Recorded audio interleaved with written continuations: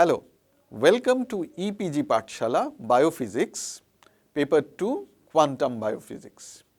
I am Angshuman Lahiri, Associate Professor, Department of Biophysics, Molecular Biology and Bioinformatics, University of Calcutta. In this paper today, we are going to take up Module 11, that is hybrid orbitals in carbon compounds. In one of the previous modules, that is Module 9, we took up the Born-Oppenheimer approximation and the valence bond theory for hydrogen molecule. Although valence bond theory was successful in giving a theoretical explanation to the intuitive shared electron pair model of chemical bonding, the simple application of the theory encountered many conceptual problems later. One interesting example is carbon, whose bonding characteristics have crucial significance for the structure and conformation of all biological macromolecules. According to valence bond theory, carbon should have formed the compound CH2 since it has only two unpaired electrons in its valence shell.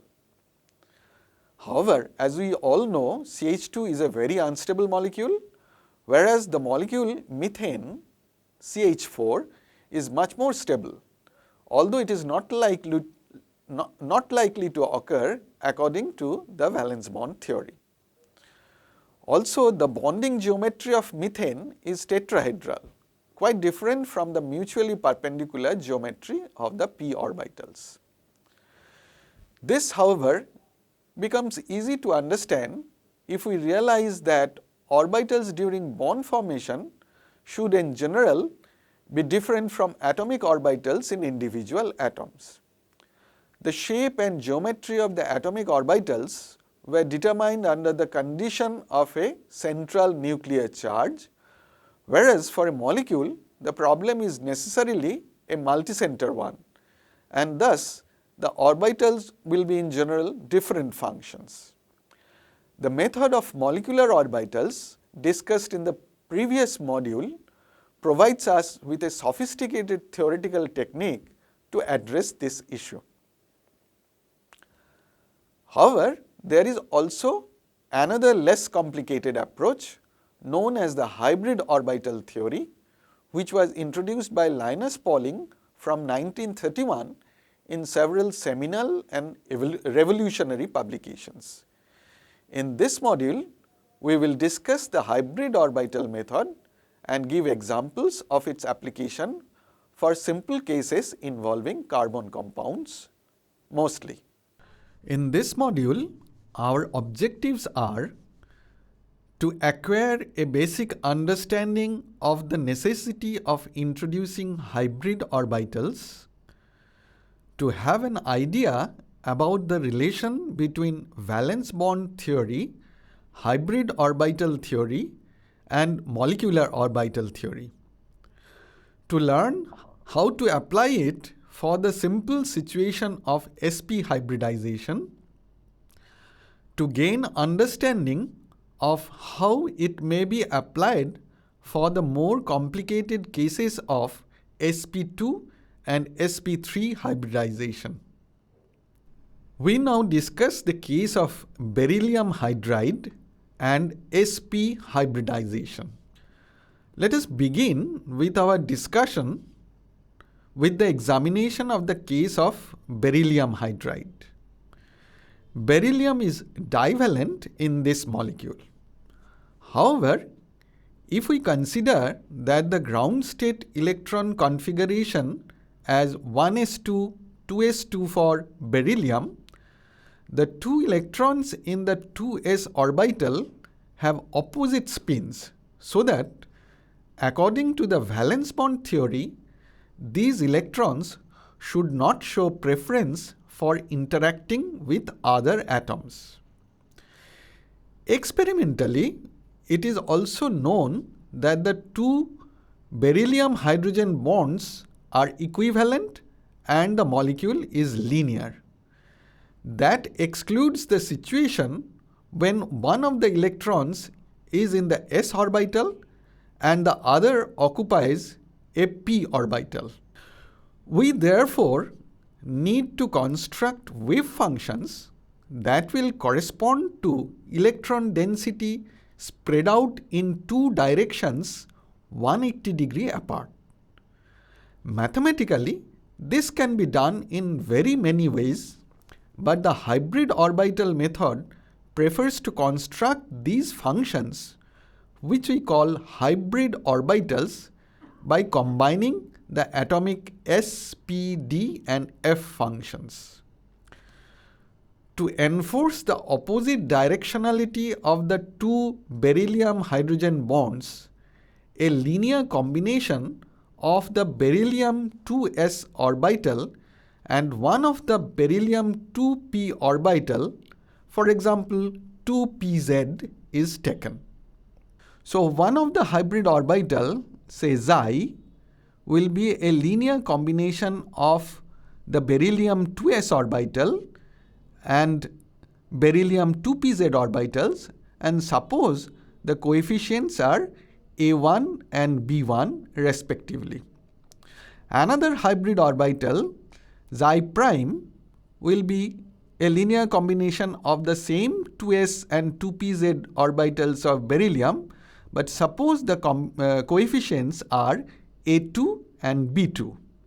Then the two bonds can be written as phi equals C1 1 SA plus C2 xi and phi prime equals C1 prime 1 SA plus C2 prime xi prime, where two hydrogen atoms have contributed the 1 SA and 1 SB orbitals. Our task now is to determine the forms of xi and xi prime such that phi and phi prime form oppositely directed but otherwise identical bond orbitals. Since one 2s orbital is distributed among two hybrid orbitals, we will have A1 square plus A2 square equals 1, and from the symmetry of the problem, we must have A1 equals A2. Therefore, it's very simple to find that A1 must be equal to A2, which must be equal to 1 by root 2. On the other hand, if we normalize xi, that will give us the condition A1 square plus B1 square equals 1. If we now take into account all these conditions, then the substitution of the value of A1 leads to B1 equals 1 by root 2.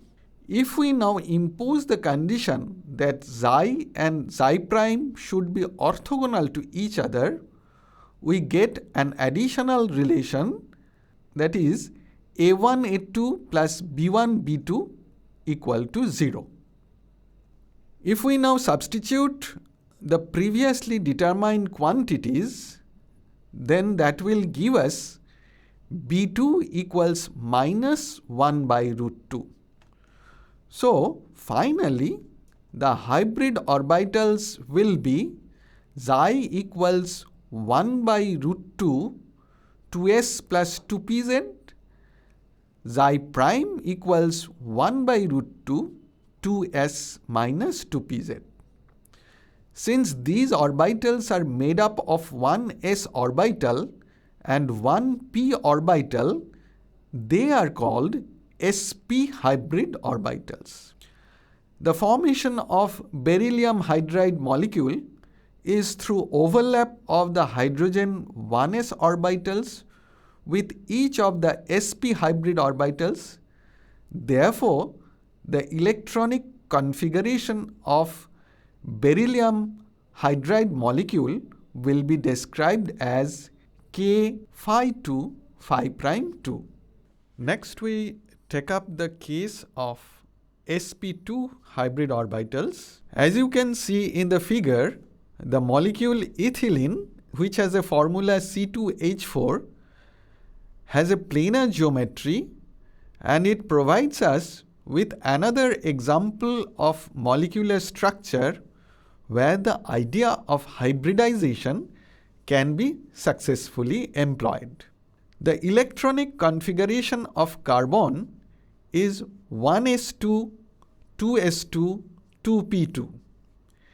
In ethylene, one finds that experimental observations are best explained by assuming that one 2s orbital in each carbon is hybridizing with 2p orbitals. Remaining one of the 2p orbitals of carbon, say 2pz, remains unhybridized and contributes a p electron to the molecule. Therefore, 2p electrons will be directed along the z-axis, which will form the pi bond. The 2s, 2px and 2py functions mix up to form a system of three identical sp2 hybrid orbitals in the xy plane, which we will call Ψ1, Ψ2 and Ψ3.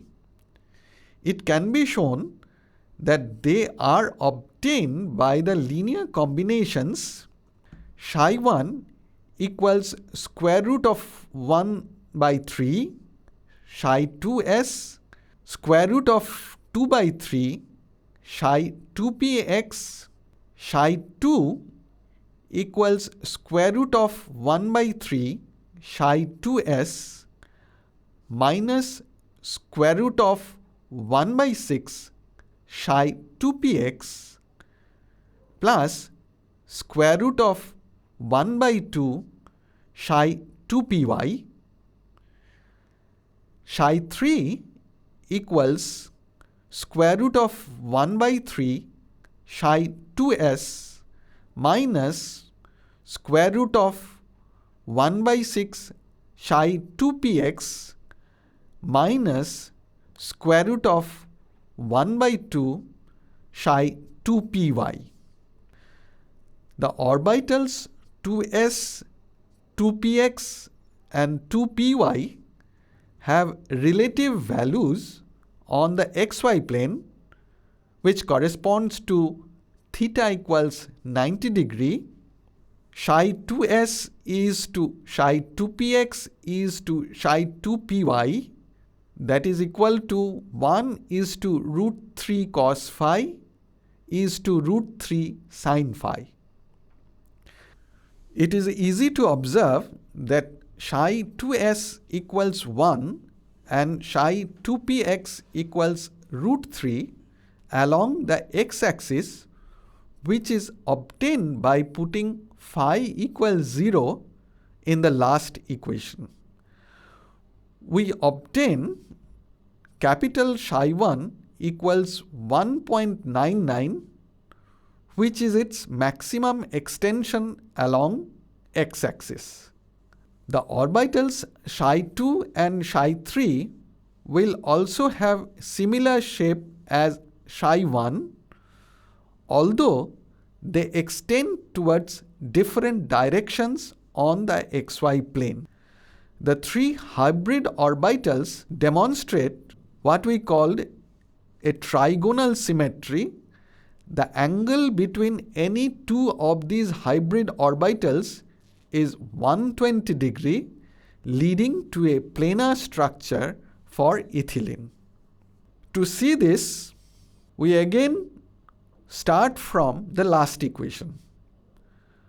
Putting the relative values for the orbitals into the second of the equations in 9 for Ψ2 and requiring that d Ψ2 d phi equals 0 for the maximum extension of the orbital, we obtain tan phi equals minus square root of 3.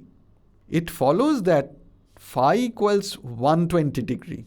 So the hybrid orbital will experience its maximum at an angle of 120 degree to the x-axis. In a similar manner, It can be shown by using the last equation in 9 that the hybrid orbital Ψ3 will have its maximum at an angle 240 degree to the x-axis on the xy plane. Therefore, if we consider all three hybrid orbitals Ψ1, Ψ2 and Ψ3 of a carbon atom in the case of sp2 hybridization, they will be at an angle of 120 degree to one another on the xy plane. For the molecule ethylene, this forms the sigma bond structure. The same consideration applies for other planar molecules like benzene. Let us now investigate why the coefficients in the three equations in 9 have such values. We start from the general expansion. Ψ1 equals A1 Ψ2s plus B1 Ψ2px plus C1 Ψ2py. Ψ2 equals A2 Ψ2s plus B2 Ψ2px plus C2 Ψ2py. Ψ3 equals A3 Ψ2s plus B3 Ψ2px plus C3 Ψ2py. Since the hybrid orbitals have directional properties, we assume that Ψ1 is directed along the x-axis so that any two carbons brought together along the x-axis will have maximum overlap. That means that we can put the coefficient C1 equals 0. Since the 2s orbital has spherical symmetry and the three new wave functions are equivalent, it will be equally distributed so that A1 square equals A2 square equals A3 square, and that will be equal to 1/3. This leaves us with A1 equals A2 equals A3 equals square root of 1/3. We now proceed step by step to get the other coefficients.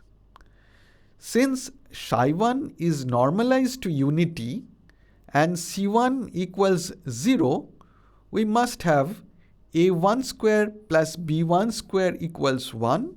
Substituting the value of A1, we obtain B1 equals square root of 2/3. Requiring further that Ψ1 is orthogonal to Ψ2, we have the condition A1A2 plus B1B2 equals 0 after taking into account that C1 equals 0.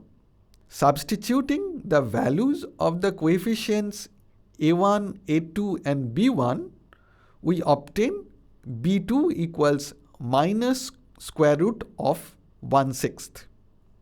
Now since Ψ2 is normalized to unity, we have A2 square plus B2 square plus C2 square equals 1. Substituting the values of the coefficients A2 and B2, we now obtain C2 equals square root of half.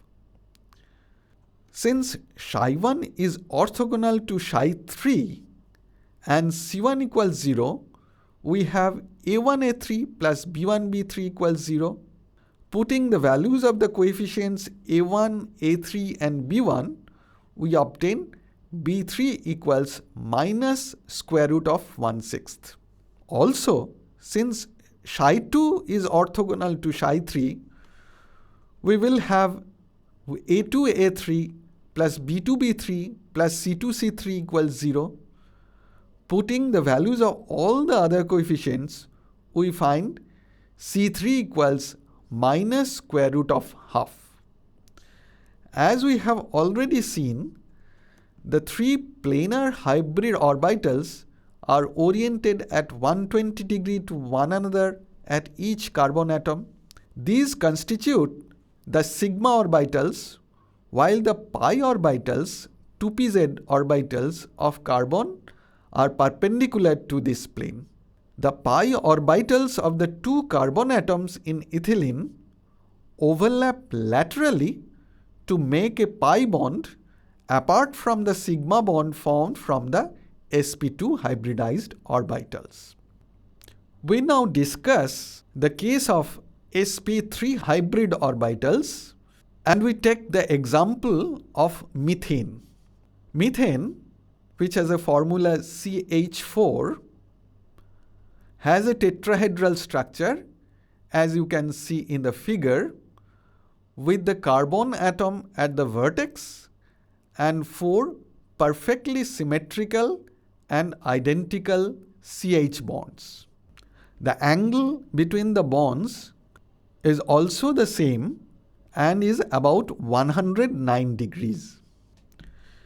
If we consider that one of the valence electrons of carbon is a 2s electron with spherical charge distribution and the other 3 are 2p electrons with extended charge distributions, this is something which is very difficult to explain since the nature of overlap is expected to be different for different type of orbitals.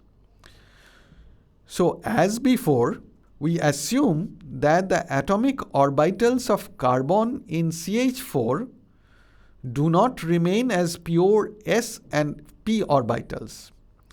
Rather, they will form hybrids or mixtures of one s orbital and the 3 p orbitals, and the way they must be mixed is such that the resulting sp3 hybrid orbitals of carbon are all equivalent. There are 4 such hybrid orbitals. In CH4, these hybrid orbitals yield perfectly symmetrical charge distribution that fits the tetrahedral symmetry. Mathematically, one proceeds by constructing linearly independent combinations of the 4 pure atomic orbitals Ψ2s, Ψ2px, Ψ2py, Ψ2pz of carbon. These combinations can be written as Ψ1 equals A1 Ψ2s plus B1 Ψ2px plus C1 Ψ2py plus D1 Ψ2pz, Ψ2 equals A2 Ψ2s plus B2 Ψ2px plus C2 Ψ2py plus D2 Ψ2pz. Similarly, for the other orbitals, the 16 coefficients that occur in those linear combinations have to be determined so that the principle of maximum overlapping is satisfied, leading to the formation of the most stable state of the molecule. The result of this requirement is the tetrahedral symmetry of the molecule. Also, the 4 hybrid orbitals Ψi, where I goes from 1 to 4, of carbon should be orthonormal to one another. Recall that the pure orbitals Ψi, where I, where 2s, 2px, 2py and 2pz already constitute an orthonormal set. From solutions of the angular parts of wave functions of the hydrogen atom, it is known that the relative values of these atomic orbitals are Ψ2s is to Ψ2px is to Ψ2py is to Ψ2pz equals 1 is to root 3 sin theta cos phi is to root 3 sin theta sin phi is to root 3 cos theta. Let us now discuss briefly how one proceeds to determine those 16 coefficients. We select the x-axis to lie along the direction of the hybrid atomic orbital Ψ1, which is usually referred to as the first bond wave function. The 2py and the 2pz atomic orbitals are 0 along this direction. Therefore, the coefficients C1 equals D1 equals 0. And so the first equation becomes psi1 equals A1 psi2s plus B1 psi2px. Since psi1 should be normalized to unity, while psi2s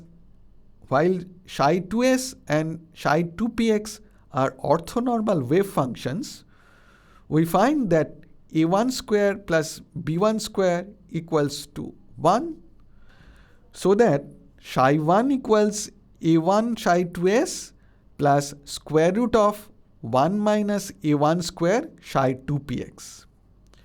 For the first hybrid orbital psi1 directed along the x-axis, theta equals pi by 2 and phi equals 0. Therefore, we put psi2s equals 1 and psi2px equals square root of 3, and substituting in equation 15, we get psi1 equals A1 plus square root of 3 into 1 minus A1 square. To determine A1, we invoke the condition of energy minimum or the maximum bond strength. This requires maximum overlap of the bond functions and hence maximum extension of psi1 along the x-axis. This is obtained by the condition d psi1 d A1 equals 0, which gives A1 equals half and B1 equals square root of 3 by 2. Therefore, we get psi1 equals half psi2s plus square root of 3 by 2 psi2px. If we take psi2s equals 1 and psi2px equals square root of 3 along the x-axis as before, the value of the hybrid orbital psi1 equals 2.0, which is its maximum value along the x direction. This is clearly greater than root 3, the maximum value of the 2px orbital alone. Thus, the formation of the hybrid orbital psi1 is expected to result in greater overlap compared to pure 2px orbital, thus favoring the hybridization. Continuing in the same line as the previous section, one can show that the orbitals for the case of sp3 hybridization can be constructed as psi1 equals half psi2s plus square root of 3 by 2 psi2px, psi2 equals half psi2s minus 1 by 2 root 3 psi2px plus square root of 2 by 3 psi2px, psi3 equals half psi2s minus 1 by 2 root 3 psi2px plus 1 by root 2 psi2py minus 1 by root 6 psi2pz, psi4 equals half psi2s minus 1 by 2 root 3 psi2px minus 1 by root 2 psi2py minus 1 by root 6 psi2pz. Calculation of the angle between any two bonds in the tetrahedral molecule methane CH4 according to the above scheme also finds its value to be 109 degree 28 minute in excellent agreement with experimental observations. So let us briefly summarize the main points of this module. The hybrid orbital method was developed to address situations where valence bond method could not predict the correct valence or bonding geometry. The hybrid orbital method combines specific atomic orbitals, hybridization, into equal number of hybrid orbitals reproducing the experimentally observed bonding geometry. Taking into consideration the geometry of the molecules involved, it is straightforward to construct the hybrid orbitals as linear combinations of specific atomic orbitals. And the coefficients of these linear combinations can be evaluated using the orthonormality of the orbitals and the principle of maximization of the hybrid orbitals for maximum overlap. Thank you.